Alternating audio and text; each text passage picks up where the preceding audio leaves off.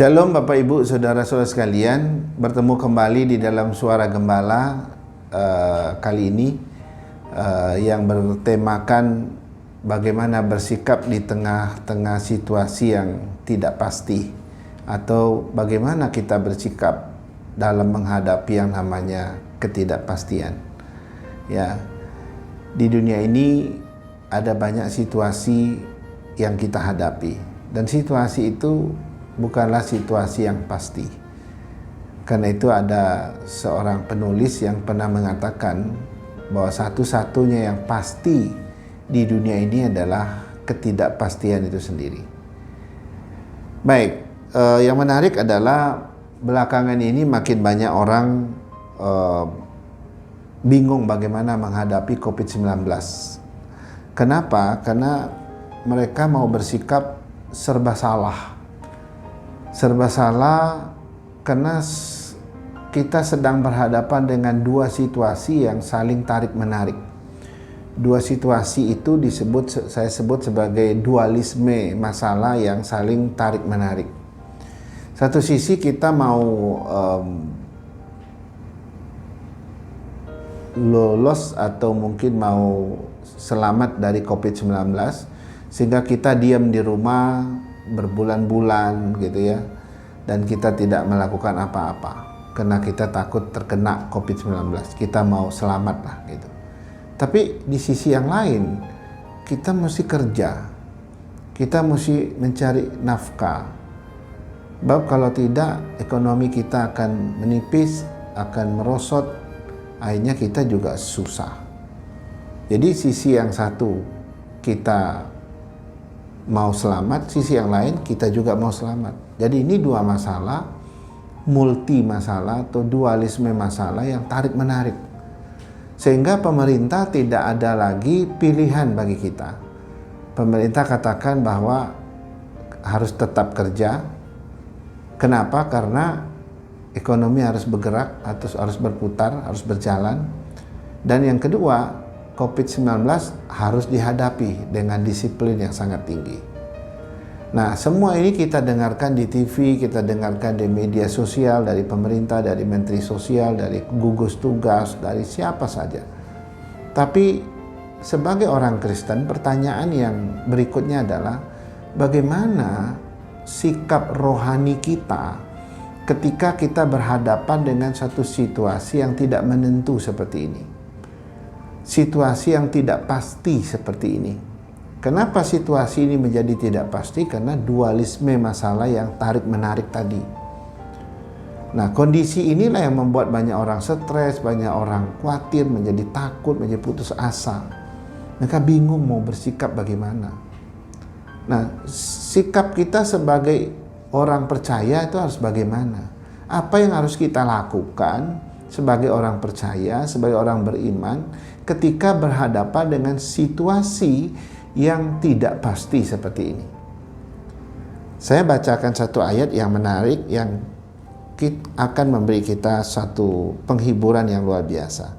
Dari Kolose 3 ayat 15, Paulus berkata begini, "Hendaklah damai sejahtera Kristus memerintah dalam hatimu, karena untuk itulah kamu telah dipanggil menjadi satu tubuh, dan bersyukurlah."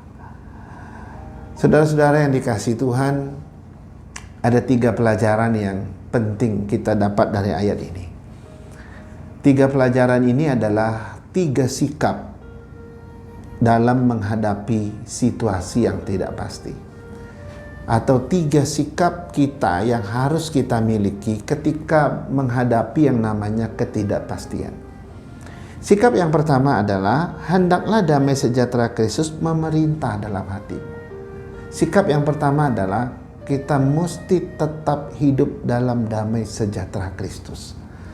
Saudara-saudara, damai sejahtera Kristus adalah satu-satunya yang bisa menenangkan hati, yang juga bisa menenangkan jiwa, mententeramkan hati dan jiwa kita. Itu cuma satu, yaitu damai sejahtera Kristus. Orang kalau nggak damai, maka yang akan menguasainya adalah perasaan-perasaan negatif, yaitu khawatir, takut, putus asa, ya, itu akan menguasai kita. Wah, itu kalau itu sudah menggerogoti kita, wah, kita akan menjadi orang yang tambah parah. Boro-boro punya kekuatan untuk menghadapi ketidakpastian, kita malah dengan sangat mudah ditelan oleh situasi itu. Tapi orang kalau memiliki damai sejahtera Kristus, damai sejahtera Kristus itu tinggal dalam hati kita dan diam di sini, lalu memerintah hati kita, maka semua perasaan-perasaan negatif itu disingkirkan. Ya, memang betul di sekeliling kita sedang ada COVID-19. Memang betul kita sedang berjuang untuk ekonomi yang makin susah. Memang betul situasi yang kita hadapi semakin tidak mudah. Ya, keadaan kita makin susah. Tapi karena damai sejahtera menguasai hatimu, memerintah hatimu, membuat engkau tetap kuat apapun situasimu. Wah, ini menarik sekali. Dan Yesus pernah berkata, ya, menarik sekali. Yesus pernah berkata begini, ya, damai sejahtera ku tinggalkan bagimu, damai sejahtera ku berikan kepadamu. Damai sejahtera yang kuberikan kepadamu tidak seperti damai sejahtera yang diberikan dunia kepadamu. Karena itu jangan takut, jangan gelisah hatimu. Wah, ini ayat menarik sekali dari Yohanes 14 ayat 27. Ya, bahwa ketika Yesus naik ke surga, dia berjanji kok memberi kita damai sejahtera. Dia akan tinggalkan, dia akan berikan kepada kita, ya, dan damai sejahtera itu sangat berbeda dengan damai sejahtera yang diberikan dunia. Damai sejahtera Tuhan itu tidak tergantung pada situasi keliling.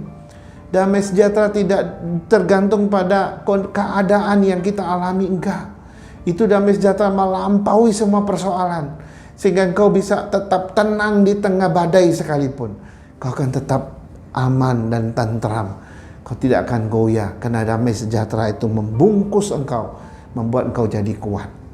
Saudara-saudara, tidak salah kalau mulai hari ini engkau harus berdoa, minta damai sejahtera Tuhan, minta agar Dia berikan, dan damai sejahtera Tuhan itu memerintah hati kita, agar kita nggak mudah kecewa, nggak mudah putus asa, nggak mudah khawatir lagi, dan nggak akan ketakutan lagi, karena damai sejahtera itu. Ini sikap pertama ketika kita berhadapan dengan ketidakpastian. Saudara, yang kedua yang menarik dari ayat ini adalah tetap bersatu. Di dalam Kolose 3 ayat 15 tadi berkata begini, ya, hendaklah damai sejahtera Kristus memerintah dalam hatimu, karena untuk itulah kamu telah dipanggil menjadi satu tubuh. Wah, ini ayatnya menarik sekali Bapak Ibu. Menariknya di mana? Karena ternyata kita dipanggil oleh Tuhan, itu dipanggil untuk bersatu, dipanggil untuk menjadi satu tubuh. Tuhan tidak memanggil kita untuk terpisah-pisah, enggak. Tuhan enggak memanggil saudara untuk terpecah-pecah, enggak. Tuhan enggak memanggil umatnya untuk engkau berjuang sendiri-sendiri, enggak. Tapi Tuhan memanggil engkau untuk bersatu dengan umat Tuhan, sehingga engkau bisa menghadapi situasi ini dengan bergandeng tangan dengan saudara-saudara seimanmu. Saudara, kalau engkau berjuang sendiri, seberapa kuat sih engkau? Kalau engkau berjuang sendirian, seberapa mampu engkau bertahan dalam situasi hari ini? Kau nggak akan bisa. Karena itu harus setia dengan komunitas imanmu, setia dalam komunitas dalam keluargamu, dan setia juga dalam keluarga imanmu, komunitas imanmu, yaitu gereja. Karena itu di dalam gereja kita saling berdoa, saling merangkul, ya, ada apapun kita saling membantu satu sama lain. Karena itu yang Tuhan inginkan. Dia inginkan agar engkau bersatu di tengah-tengah situasi yang tak mudah kita hadapi. Saudara-saudara, ini luar biasa. Ya, karena itu jangan kita terpecah-pecah, kita tetap bersatu sampai Tuhan Yesus datang. Dan yang ketiga, ini menarik. Yang ketiga, sikap yang ketiga yang harus kita miliki ketika kita berhadapan dengan situasi yang nggak pasti.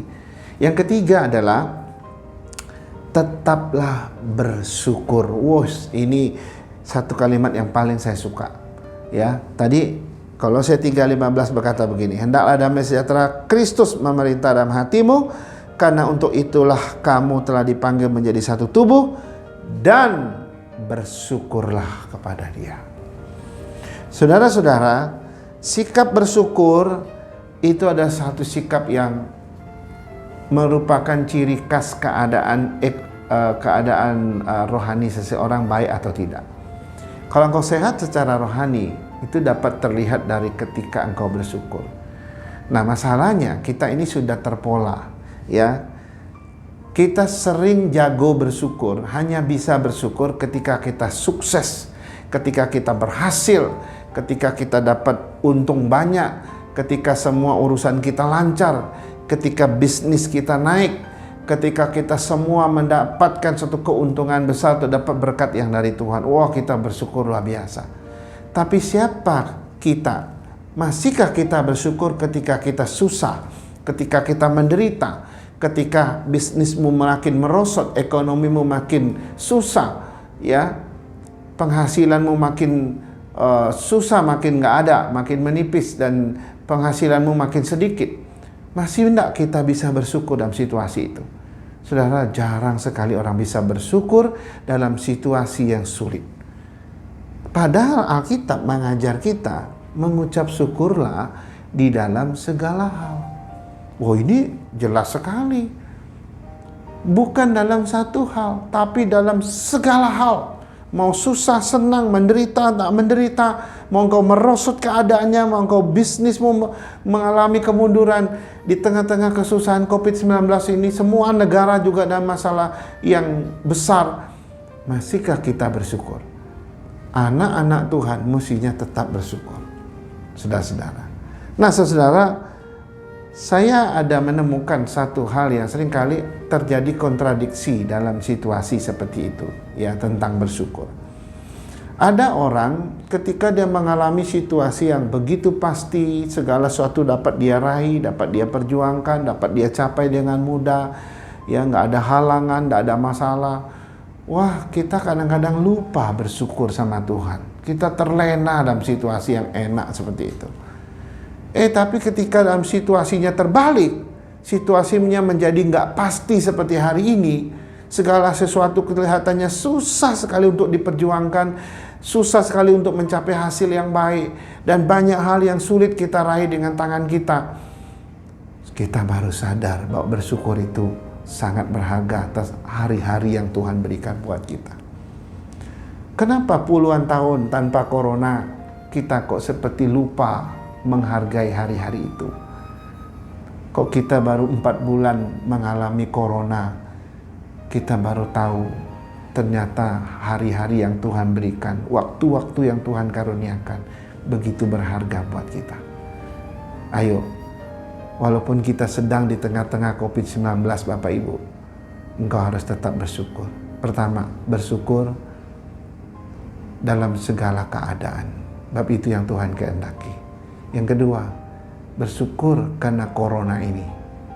Minimal karena COVID-19 ini, engkau menjadi lebih baik. Engkau menjadi lebih setia sama Tuhan. Tuhan Yesus memberkati. Sampai ketemu kembali di dalam Suara Gembala berikutnya. Terima kasih.